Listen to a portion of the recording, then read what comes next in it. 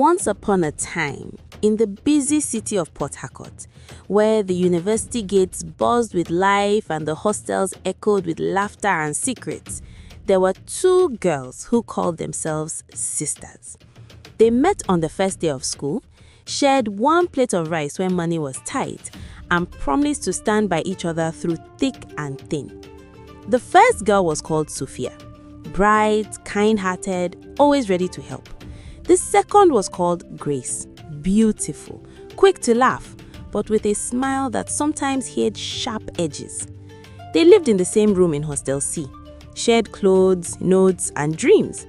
People said they were inseparable. Grace once dated a boy named David, tall, handsome, from a wealthy family studying engineering. He treated her like a queen at first, then like trash. He lied, cheated, even raised his hand once. Sophia was the one who held Grace while she cried, helped her block his number, and burned the old love letters in a small fire behind the hostel. Men like that don't change, Sophia said. Grace nodded, wiped her tears, and swore she was done with him forever. Time passed. New semester came. One evening at a faculty party, Sophia ran into David again. He had changed, or at least he said he had. He apologized for how he treated Grace, said he had grown up, wanted to be friends. They started talking. Little by little, friendship turned to something more. David asked Sophia out. Sophia hesitated. Grace is my sister, she told him. But David begged, said the past was the past. And Sophia, believing people could change, said yes. She did the right thing. She told Grace everything. Took her out for ice cream and said, Grace, David is asking me out. I won't do it without your blessing. Grace smiled wide, hugged her and said, Sophia, if he makes you happy, go for it. I'm completely over him. We're sisters forever.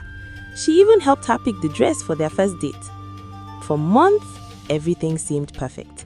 David treated Sophia well. Grace was still the best friend, braiding hair, studying together, taking pictures with the couple and posting them with heart emojis, my sister and her kin. But slowly, the wind changed. Grace started making small comments. David used to buy me the same kind of perfume. He took me to that restaurant too. Sophia laughed it off and said, he's trying to make things right. Grace smiled and agreed. Then, one night, Sophia came back late from David's place. As she opened the hostel door, her phone rang, an unknown number. A deep male voice said, you get mine to date person X. Will they watch you? The line went dead. She told Grace. Grace hugged her tight. It's just a prank, don't worry.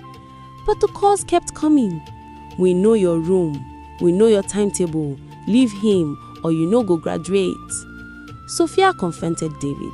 He said it was probably one of his old girlfriends trying to cause trouble. She believed him. Then one evening, walking back from night class, 4 boys in black surrounded her near the engineering block. Dark berets, red bands on their wrists.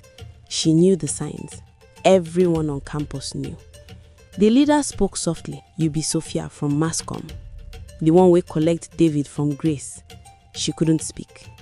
He smiled coldly. Grace sent greeting. She said make we warn you small. Next time, it no go be warning. They didn't touch her. Just stood there long enough to make her legs shake. Then they walked away. Sophia ran back to the hostel, tears burning her eyes. She burst into the room. Grace was on her bed, scrolling her phone. Grace, you sent cult boys after me? Sophia shouted, voice breaking. Grace looked up calm. What are you talking about?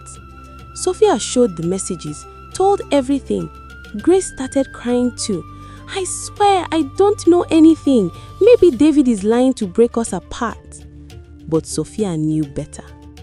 2 days later, while Grace was in the bathroom, Sophia opened her phone, found the chat saved as Emma. Messages clear as day. Grace, she's still with him.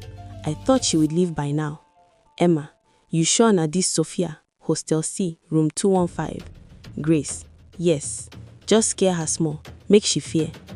Sophia's heart broke into pieces too small to pick up. She screenshotted everything, packed a small bag that night and moved to a friend's room, broke up with David the next day, reported to security but called matters at deep water. No one dives in. Grace begged, cried, sent family members to plead. Sophia forgave from very far away. They never spoke again. Thank you for staying with me till the very end of this story. If it kept you hooked, made you nod along, or even made you think about that one friendship in your life, then I'm glad I shared it. Friendships are precious, but the wrong one can change everything.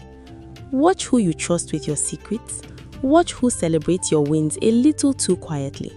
And always listen to that quiet voice inside when something feels off.